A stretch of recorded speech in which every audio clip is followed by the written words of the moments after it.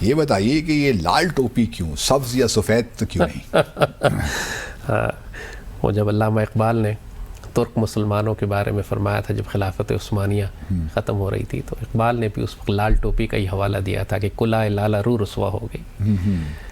تو سرخ ٹوپی یہ ہماری خلافت عثمانیہ کی ایک نشانی بھی ہے. اچھا.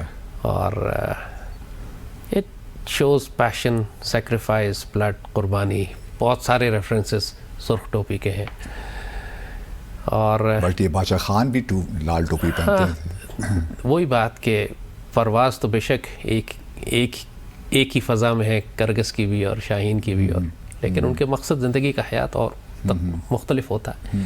وہ لوگ سیکولر ہیں، کمیونسٹ ہیں، لادین ہیں، پاکستان کے دشمن ہیں، ہمیشہ سے پاکستان کے خلاف رہے، ان کی آئیڈیالوجی اور ہے. بے شک وہ سرخ ٹوپی والے ہیں، لیکن ترک مسلمانوں کی بھی سرخ ٹوپی، ترک پرچم بھی سرخ ہے.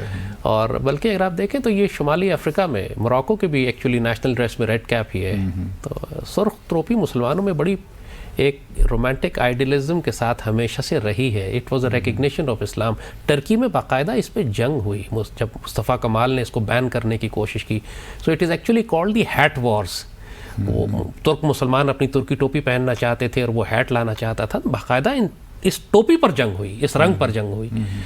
سو somebody brought this cap for me from Turkey perhaps. I don't remember actually. ہو گیا اس کو I پہنتے think ہوئے 20 years. 20 Good 20 years. It almost become my identity actually. وہی لال ٹوپی والا. جی لال ٹوپی والا جو پورا بھارت مجھے اسی لال ٹوپی والے سے جانتا ہے. کتنی زبانیں بول لیتے ہیں زیادہ صاحب آپ؟ Well, I can survive in Urdu and English. نہیں I know کہ آپ پرشین اور عربک میں بھی جی، اور عربک اور پرشین میں I can communicate. working knowledge ہے میرا اچھا گزار. I am not intellectual in that. I can not read or write. I can say intellectually کتابیں نہیں لکھ سکتا ہوں، لیکن I can communicate. If you leave me in Tehran or if you leave me in an Arab land I will not get last.